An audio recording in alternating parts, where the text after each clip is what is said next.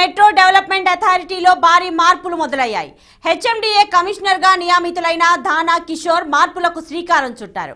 కొన్నేళ్లుగా కుర్చీలు వదలకుండా పాతుకుపోయిన అధికారులపై బదిలీ వేటు వేశారు. సీఎం రేవంత్ రెడ్డి ఆదేశాల మేరకు హెచ్ఎండిఏలో ప్రక్షాళన చేపట్టారు. కీలకమైన estate planning commissioner OSD, PRO విభాగాల అధిపతులను విధుల నుంచి తొలగించారు దానా కిషోర్.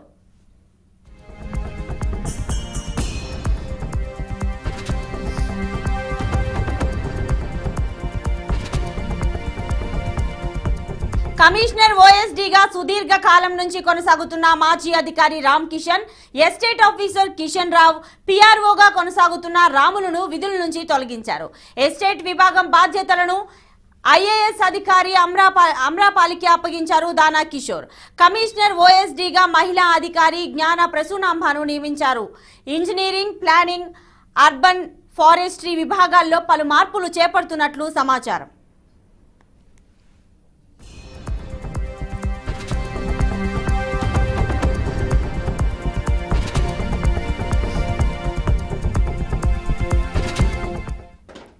ఇక హైదరాబాద్ నగరం చుట్టూ ప్రణాళికాబద్ధంగా లేఅవుట్లు రూపొందించి ప్రజలకు అందుబాటులో ఇళ్ల స్థలాలు ఇవ్వడం కోసం కసరత్తు ప్రారంభించారు కమిషనర్ దానా కిషోర్. మరోవైపు ఇప్పటి వరకు హెచ్ఎండిఏలో జరిగిన అవకతవకలు, నిబంధనలకు విరుద్ధంగా జారీ చేసిన అనుమతులు, ప్రాజెక్టుల చిట్టా, బాధ్యులైన అధికారుల వివరాలను సేకరిస్తున్నారు నూతన కమిషనర్.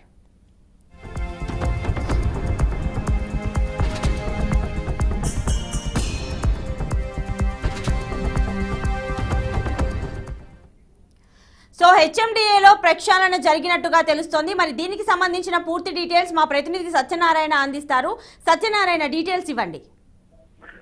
హెచ్ఎండిఏకి సంబంధించి ప్రక్షాళన పర్వం ప్రారంభమైందని స్పష్టంగా చెప్పవచ్చు. మనం ప్రధానంగా చూసుకుంటే హైదరాబాద్ మెట్రో డెవలప్మెంట్ అథారిటీకి సంబంధించి అనేక అంశాలు గత కొంతకాలంగా రేవంత్ రెడ్డి ప్రస్తావిస్తున్నారు. సీఎం రేవంత్ రెడ్డి ఆయన ప్రతిపక్షంలో ఉన్నప్పుడు కూడా కాంగ్రెస్ పార్టీ నుంచి హెచ్ఎండిఏ సంబంధించిన అవకతవకల మీద పలు ప్రశ్నలు సంధించడం జరిగింది.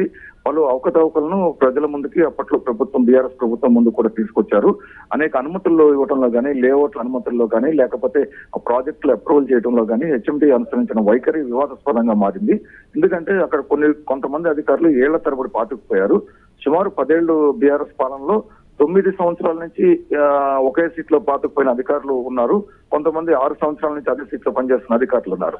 సో లాంగ్ స్టాండింగ్ ఎవరైతే అధికారులు పనిచేస్తున్నారో లాంగ్ స్టాండింగ్ పనిచేస్తున్న అధికారులందరినీ కూడా హెచ్ఎండిఏ నూతన కమిషనర్ దానా కిషోర్ బదిలీ చేయడం జరిగింది. కొంతమందిని తొలగించారు విధుల నుంచి.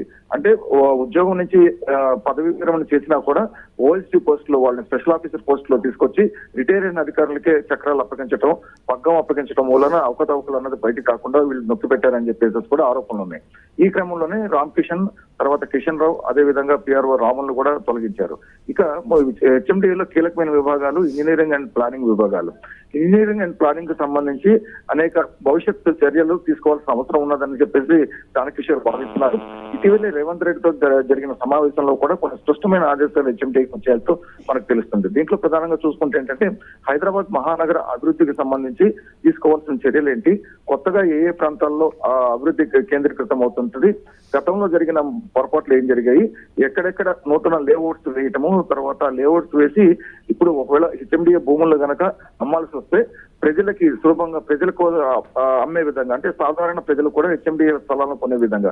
అంటే గతంలో ఏంటంటే హెచ్ఎండిఏ గానీ హుడా గానీ వేసిన లేఅవుట్స్ లో 100 నుంచి 200 గజాల స్థలాలు లేఅవుట్ వేసి ప్రజలకి అందుబాటు ధరలో ప్రజలకు ఉంచేవారు. ఇప్పుడు గత 10 ఏళ్లలో జరిగిన లోపాలు ఏంటంటే హెచ్ఎండిఏ లేఅవుట్ అన్నది 100 కోట్ల స్థాయికి చేరిపోయింది. లేఅవుట్ల భూముల అమ్మకం అన్నది 100 కోట్ల స్థాయిలో సాధారణ ప్రజలు ఎవరు కూడా భూములు కొనే పరిస్థితే ఉండదు. సో అలాంటి లేఅవుట్లు కాదు, కావాల్సింది ప్రజలు, నగర ప్రజలకి సొంత ఇంటి కళ తెచ్చుకునే విధంగా లేఅవుట్స్ తయారు చేయాలని చెప్పేసి రేవంత్ రెడ్డి సూచించారు.